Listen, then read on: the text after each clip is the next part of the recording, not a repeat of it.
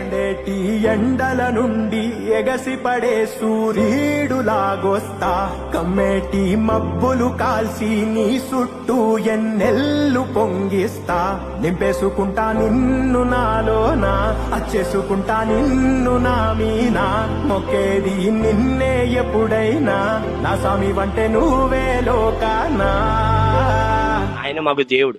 నేనైతే బతుకున్నంత కాలం పవన్ కళ్యాణ్ గారి వెనకాల ఉంటానని. ఆయన ఏం చేస్తా అది.